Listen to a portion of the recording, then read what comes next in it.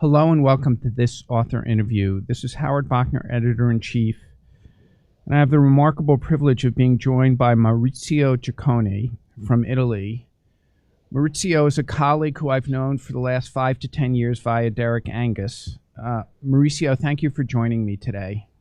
Hi, Howard. Thank you for hosting me. So before we start, just a couple comments, and then we'll start the probably 35-minute interview. Firstly, from the JAMA family in editorial and publishing, and I think all of our colleagues in the United States, we know it's been an enormously difficult time in Italy, particularly in your area, and we wish you the best. And I thank you for taking some time out today. You're in our prayers. Yeah. Thank you. We think it's important to share what we see here.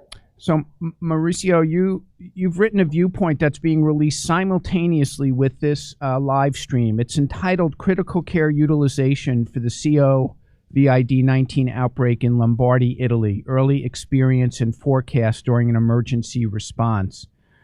We're going to walk through the viewpoint and some other things you've sent me, but before we start, I know you want to recognize your two co-authors and the entire team of people providing care. So could you just talk a bit about them? Yes, so I've written with this viewpoint with Giacomo Grasselli and Antonio Pesenti that are there on the authorship, but this is an effort really that is being made available by the whole ICU network in Lombardy. And I think I will tell this probably later, but I think the only way that we've been able to act so fast is thanks to the fact that Alberto Zangrillo from San Raffaele Hospital in Milan and Antonio Pesenti from Policlinico Maggiore in Milan, they set up a network of intensive care that is always used to support patients with respiratory failure or cardiac failure with VV ECMO, VA ECMO. And that starting point was crucial for us to be able to manage the very, very first surge. So that was really the beginning of the framework of our network. And I think without these individuals, we would have been even in a much worse position than what we were on day one. So just to help orient people, where is Lombardy in Italy and why is it so unique? Well, Lombardy in Italy is in the north of Italy. It is probably one of the richest regions in Europe, not just in Italy. It is where the majority of the wealth and the global domestic product of the country is made. So actually we are even in a unique situation here because we are facing an outbreak in what probably is the part of Italy that has the highest concentration of resources and healthcare resources compared also to other parts of the country, and I would say probably also to some other parts of Europe. What are the largest cities in this area? So largest cities in this area, of course, Milan, and then other big hubs are cities like Bergamo, but it's a very dense area. I don't know if you've ever seen those maps that come from satellites where they looked at how Europe looks at night, and you can see that the density of light that we have in all Lombardy and going to Emilia-Romagna down to the east coast of Italy, it makes you understand how dense the population is in this area. And I suspect that probably was one of the reasons why we've seen these some of the outbreaks coming up here so fast. So you were kind enough to send me an infographic this morning, and I'll just tell people what's on it. I don't know if we can show it.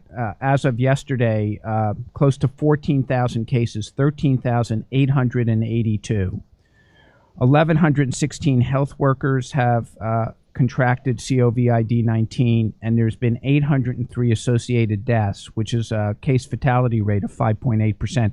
We will return to that because I don't want to leave people with that figure. I think people really need to recognize the data from Italy are enormously consistent with the data from Korea and China in the sense that people under 60 are at incredibly low risk for fatality. So we'll return to that.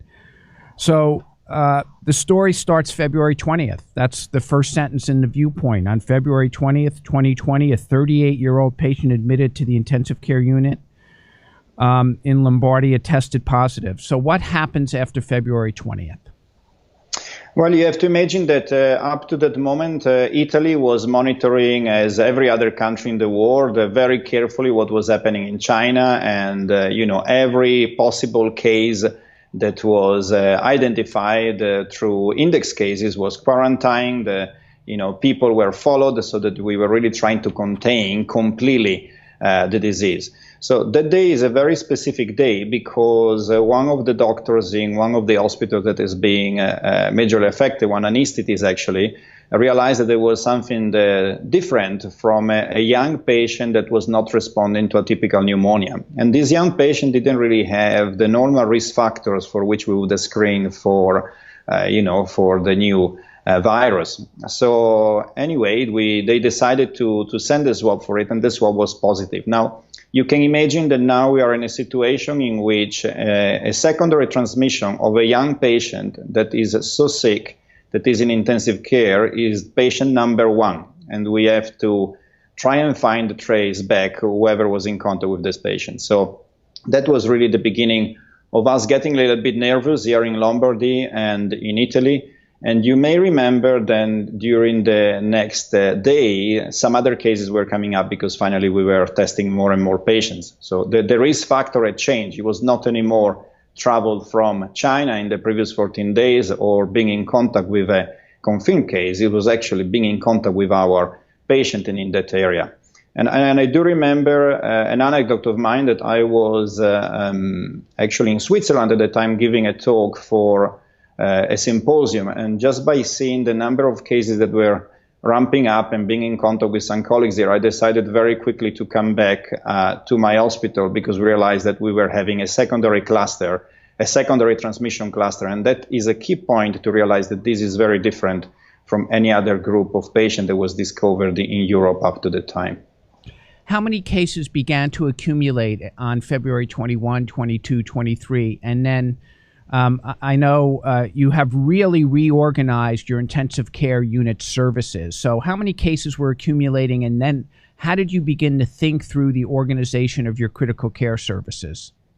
So difficult to give you the perfect number, but we were quickly seeing 5, 10, 14, and the number was going up kind of an exponential way from the very first day. So very fast increase. So the same on the Saturday, the network was called to get together. So the network of the hospitals that I was saying before, organized by Antonio Pesenti and Alberto Zangrillo, we got together and we say, we have a problem here, we have to act very quickly because it's very likely if the numbers that we see are coming up and the cluster has to be contained, at least try to be contained, it's very likely that we see more patients coming through. So it was very clear from us, and we were not alone. We had to work with health authorities and with everyone else, but we worked from the very beginning on 2 principles. Give intensive care to every patient that needs intensive care, and at the same time guarantee containment. Now, containment, you can do it in the community with a series of rules and maneuvers that can be done by health authorities and government and so on. But what you do in healthcare is try to find a way that the infection will not spread also to other patients. So we decided very fast that our only option at the moment was to ask hospitals, the first 5 hubs, to basically create some isolation units that could manage the initial surge. And at the same time, we realized that if really we were in the middle of an outbreak, we should have planned immediately an increase in capacity to be able to give intensive care to whoever needed intensive care and at the same time work on containment. So how many hospitals exist in the Lombardy area? How many critical care beds were there? And then a week later, how many critical care beds were there?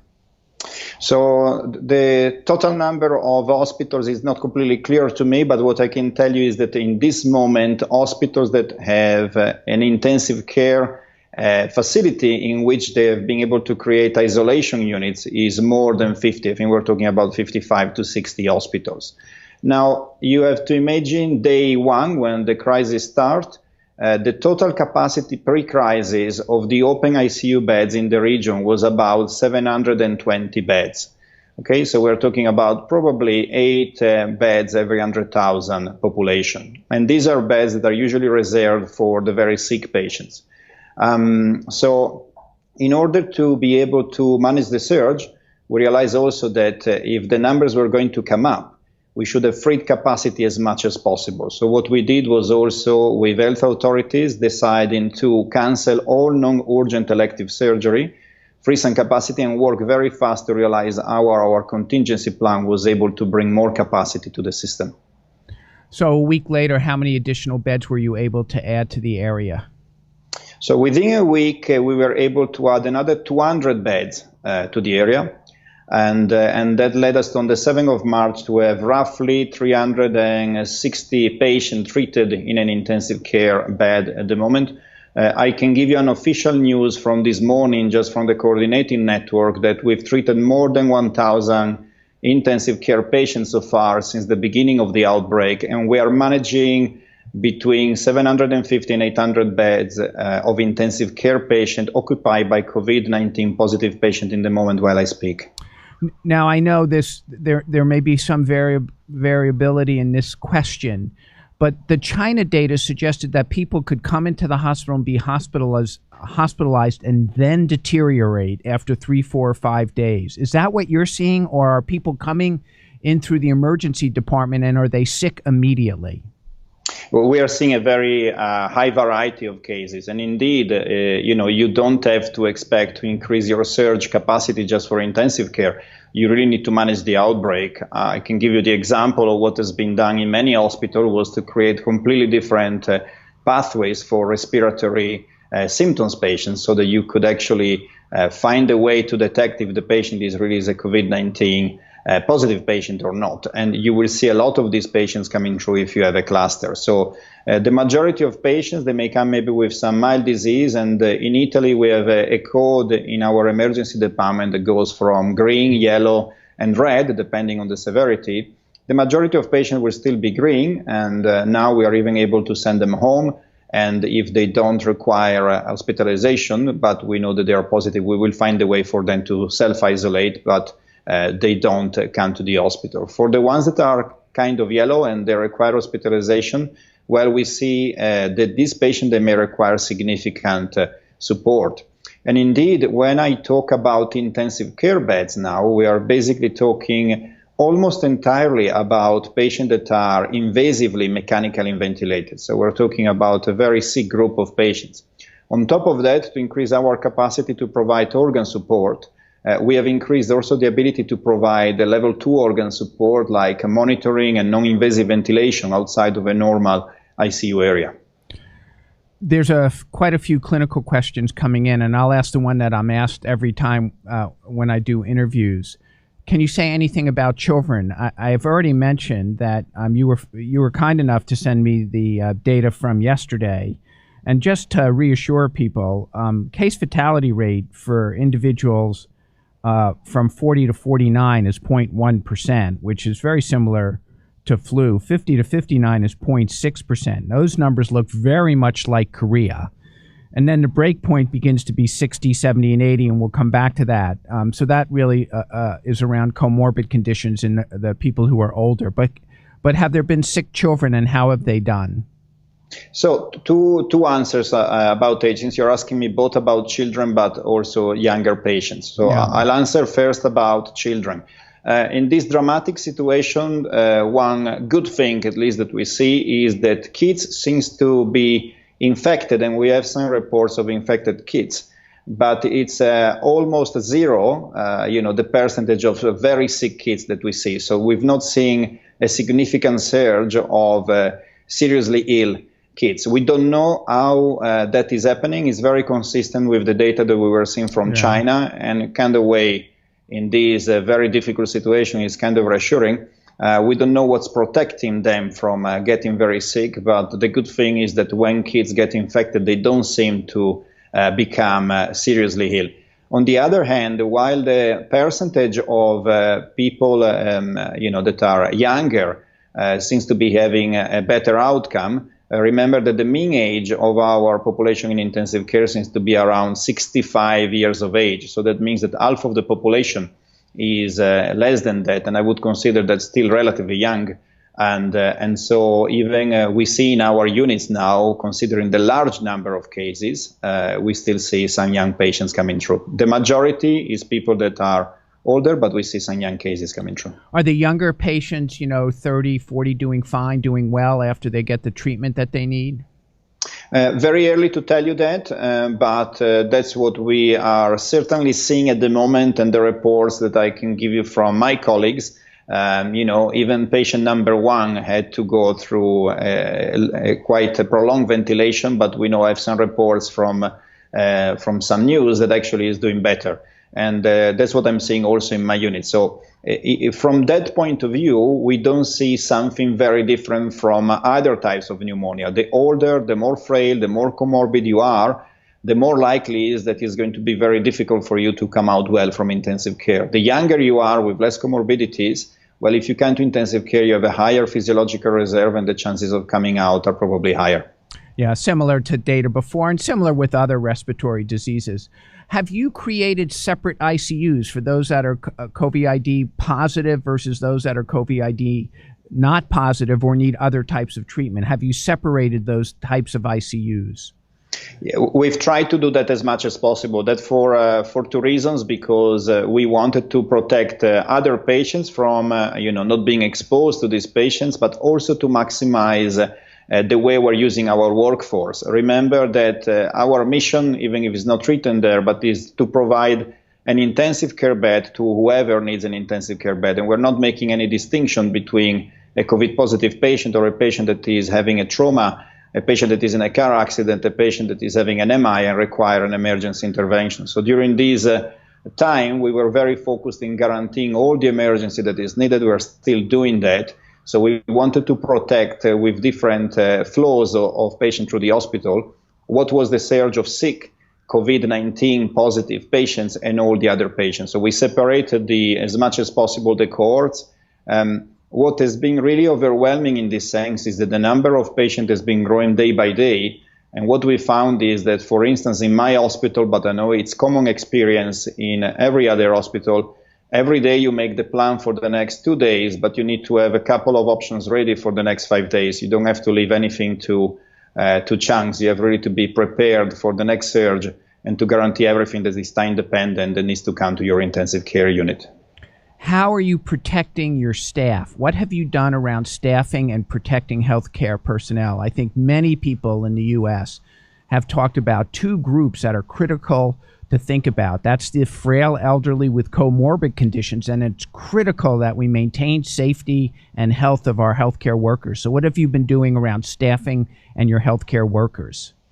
We've worked really, really, really hard from the very beginning, not just in buying and stocking, personal protection equipment, but also to do a lot of training. So, for instance, what we've done in many places is increase as much as we could education and simulation and training in donning and doffing procedures. Remember, from previous epidemics, a very key point is how you protect yourself, not just while you're working, but for instance, when you do the doffing procedure, which is where a lot of the contamination could be. So different solutions in different hospitals. What I've done in my hospital was to set up a simulation team from the first day when we were trying to set up our first unit. And what we did was train very fast 80 people in working protected, in working in difficult situation that you're not used before.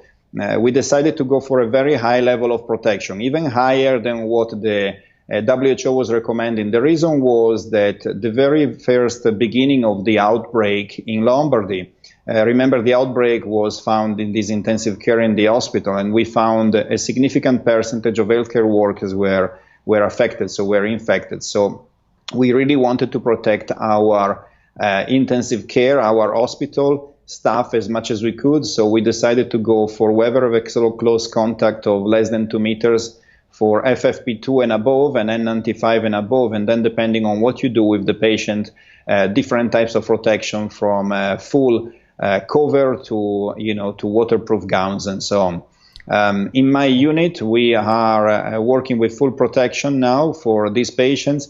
That makes it difficult also to staff, because if you could imagine working for 6 hours, it's very difficult to work for more than 6 hours in a shift. With this, you cannot even go and have a rest. You cannot drink. You cannot go to the toilet. So we are basically drinking 1.5 liters of water before dressing up, and then we try to work, and then you stop and you do something else and somebody else come. There are some more extreme situations where some people are not even able to do that, and people are really working very long hours trying to protect themselves as much as they could. But we do believe that it's so important to protect the healthcare workers that we don't want to go down on this standard. We owe it to our healthcare workers, but we owe it also to the patient and to the outbreak. We cannot afford to actually have people in quarantine or to go away from this. So it's a very, very important topic, and I really would give the message to everyone is you have to start to think now and make sure the training is in place. Stock is not just enough. You need to learn how to work with this protective equipment. Are you allowing the healthcare workers to go home from the hospital? Yes, we are, of course. It's very difficult to send them home, I would say, because no one has been summoned to work yet. But really the sacrifice that people are seeing is something incredible. We are doing an enormous effort to work, and I would like to say this is not just about intensive care. To save a life of an intensive care patient now is the effort of the whole hospital, of the whole healthcare authorities, of everyone that work in healthcare. Everyone is working beyond what was asked to them, and so we do very long hours to cover the shifts. But so far, actually, it's incredible how united the group is to try to work, to protect themselves, and to give everything that we can to our patients. Now, Mauricio, this is a difficult question. There's been disturbing reports over the last day or two in the American newspapers about, because you've run out of certain types of facilities, largely intensive care unit beds, you're having to make painful decisions about triage. Are those accurate, or has that not been your experience? No, the only thing that we decided to do was really, as I said before, to give an intensive care bed to whoever needs an intensive care. And we don't want to do anything differently. Of course, we need to help the citizens and of the government to slow down the virus transmission, because we could be on our knees very soon if we see more patients coming through. But at the moment, we are giving intensive care to whoever needs an intensive care bed. And indeed, every day we end up with more intensive care beds than what we could have done the day before. Remember that pre-crisis, we had 720 open beds. Today, we've exceeded, just with COVID-19 positive patients, that total capacity. We are not giving up, and we are now thinking about even other possible solutions. So while we are increasing intensive care in every operating room where we can do that, we're even thinking about building a fast pace, a massive intensive care facility in the region where we can maybe bring some more capacity to the system. Now, you're an intensivist and you take care of these patients. Most of it has been around respiratory disease, but there's a number of questions about, have you seen the traditional other medical concerns, hypertension, cardiomyopathy? Is there, you have a wealth of experience. Is there anything unusual beyond the respiratory disease? So let me first start with the respiratory disease, because it's very interesting. The pattern is very recognizable for this patient. They come hypoxic to the hospital, and there is very severe hypoxemia, but they seem to have a good compliance. So they don't seem to be fatigued at the moment. They're able to breathe. And indeed, hypercapnia is not a problem. It's severe hypoxia. Mm-hmm. When we intubate and we ventilate them, we see that pattern carrying on, at least for the first days. And what we see is that the hypoxia is very severe. We see PaO2 and FiO2 ratios that are very low. But again, pH and hypercapnia is not usually a problem. Indeed, the compliance seems to be pretty good. They seem really to behave as pneumonias, to which you have to give a little bit of time to the lung to rest. In the large numbers that you see, you will start to see some other types of organ failure. For us, it's too early to give you comments on other things, as they may have seen in China. In a webinar that we did with Bindu at ASIC, for instance, was reporting a significant percentage of patients with myocarditis or with cardiac dysfunction. We don't seem to see that as much here. And indeed, I would say that the majority of organ failure is related to respiratory failure. Some patients, they may require renal replacement therapy, but we've not seen significant other organ dysfunction, of course, as you would see normally in an intensive care patient with pneumonia. But really, the predominant clinical picture is a severe respiratory failure from the pneumonia from this virus. And any unusual therapies being tried, or have you just tried to use the traditional approaches to acute respiratory failure, well known, well practiced for decades now? So I would say the only evidence that we have at the moment is that we can do supportive care for these patients. So that's why our mission is to provide a bed to whoever needs an intensive care bed. Of course, there are reports coming out everywhere. There is a lot of anxiety, understandably, in physicians. Everyone wants to find a specific drug for this patient. I say that probably I don't think there is any specific drug at the moment. I particularly enjoyed, Howard, your podcast with Anthony Fauci the other day. I think it explained it so well that even in a moment of stress like this one, our enormous effort should be to do the things that have an evidence and to do the things that can really help our patients. So I can speak for myself and for many people in the network. We believe that that's where the effort has to be. We need to find ways to support more patients if they come.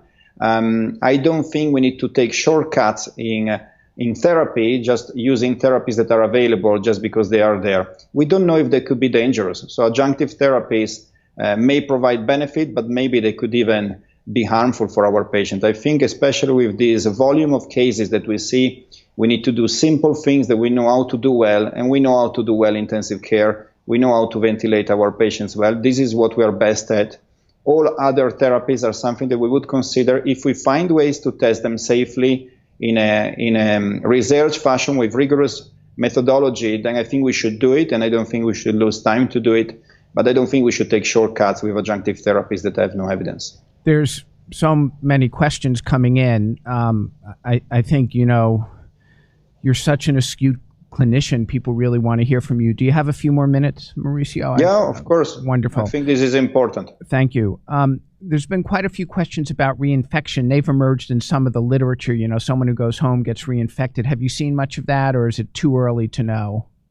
It's what is being incredible about this event personally is that it feels like 2 months we've been fighting this, but actually it's not even 3 weeks. So I think it's too early for us to talk about that. What we are doing to try to protect the population, we don't know what is the evidence out of it. But I come back to the question about labs. We used our labs in a way that we wanted to prioritize patients that need intensive care to be correctly identified. So we had a protocol to identify them early and to have a fast-track process on that. And at the same time, when people get better, in order to send them home and to prevent them to reinfect maybe other people, we do 2 swabs, and if the 2 swabs are negative, we send them home. We really don't know if this is common sense and pragmatism, if there is any evidence for it, but this is what we're doing. I'll return to some more questions, but I just want to make sure I touch on this. You now have as much experience with this as anyone in the world. What are your recommendations for the United States? I recommend everything that we recommended from the very beginning to everyone. And we even sent a letter with the European Society of Intensive Care Medicine on this. Don't underestimate this. This is not a normal flu. This is serious. The majority of people that get infected will go through it normally, but the percentage of patients that get infected and requires hospitalization is high. And the percentage of patients that require intensive care admission is high. So do not underestimate this. Get ready with your surge capacity in hospital. Make sure that you work on the protocols now. Make sure that if an outbreak comes, a cluster comes close to you, you don't lose time by putting the plan in action. I think that's very important. And do not think that you can win this battle just by increasing your capacity. Containment, mitigation maneuvers, slowing down maneuvers are equally important, if not more important, than anything that we can do as doctors. We want to fight, and I really think this is something I would have never imagined to face in my life, but this is something that we're going to win with governments, health authorities, and with citizens. If the moment comes where your government in the US or in any other country mandates self-isolation or any other maneuver, I think it's the personal responsibility of every citizen to do that. Because if you don't take down the transmission of the virus, then the capacity of your system will be overwhelmed. Do you have any sense over the last few days? I mean, the reports out of China, Korea, have suggested a waning of the number of individuals being infected. I think we can debate the aspects of the massive quarantine in China, but given that Beijing and Shanghai were generally spared, it's hard to imagine people not thinking it had worked. Even if it could be seen as being draconian, it appears to have spared over 1 billion people. Do you have any sense yet of what's happening both in Lombardia in terms of a daily number of cases versus the rest of Italy? Look, we have to be realistic. The incubation period of this virus is up to 14 days. So we are basically bracing for, even a higher peak of what's coming here. We know, we are expecting it. The lockdown of Lombardy happened a few days ago. The lockdown of Italy just happened. We have to be prepared for a peak that probably is not going to slow down immediately. So we're still expecting for the next 2 weeks to be ready to give any support to patients that may increase in numbers. And I believe and I hope that after 2 weeks, we will be able to give you better news. One more clinical question, then a couple other questions. The type of ventilation for acute respiratory stress is highly variable, and sometimes you don't need the traditional ventilator. And there's now been concerns that the U.S. may not have a sufficient number of ventilators if we end up being faced with the same type of cluster outbreak that you've had. Has there been different approaches to ventilation, or just the traditional varying approaches, and see what works with each patient? So I tell you what we've done here, which is basically using every capacity on ICU ventilators that we have. But remember that there are ventilators even in the operating rooms, and there are in many places more operating rooms than ICU beds. And indeed, the responsibility of the government was also to try to stop elective surgery. That allowed us to free ICU beds from surgical patients that need intensive care, but we also freed a lot of resources from our theaters, from our anesthetists that could help. We are also using non-invasive ventilation, right, and we try to be very, very pragmatic about it. I think patients that respond to non-invasive ventilation, we don't see that they get tired. We will keep them on that. We don't want patients to get tired on non-invasive ventilation. The feeling is that if you exhaust someone on non-invasive ventilation, they may require longer time on an invasive ventilation. But we have to use everything. And indeed, we have increased massively also the capacity of non-invasive machines in our hospitals. As you know, there was a back and forth last year article in JAMA, the Bayesian analysis about ECMO following the NEJM report. And I think there's a general feeling that ECMO does work. Have you used it in many patients, or are you limiting it? Well, it's not that we are limiting, but what we are saying is that this is a problem of volume of respiratory failure that responds usually pretty well to simple techniques that have been studied and validated over the years. So we use quite a lot of proning, and we use protective lung ventilation. With this, if a patient has some physiological reserve, we see that they can do better. We are reserving ECMO just for very selected cases. We do believe that in this moment, the focus should be really on providing high quality volume therapy for the large volume of patients that we see. And just returning to one question about healthcare workers, and in this case, specifically physicians and nurses. When you go home, how are you protecting your family? Well, I can tell you what I've done personally. When the outbreak started, my kids were on holiday, and then they stopped on holiday with my parents. And my parents, they don't live in the same region as mine. I thought, I'm a doctor, I'm a citizen as well. My parents are old, so I decided coming from Lombardy, I will not see my parents for a bit. So basically, I decided to self-isolate that. For the people that live in the same place, there is no reason to panic on this. If you become a close contact or you think you've been contaminated, there are some very robust policies that the health authorities have put in place. For instance, if something like this happens, if you get symptoms, you will get a swab. If you don't get a symptom, they will ask you to spend some days trying to avoid to spend time in close contact. If you can, try to use a different bathroom, a different bedroom. Of course, we are concerned. But we cannot panic. We have to be sensible, and we have to use the recommendations. The recommendations may change over the days. The communication needs to be clear to everyone. so that you can protect yourself, your families, and your patients.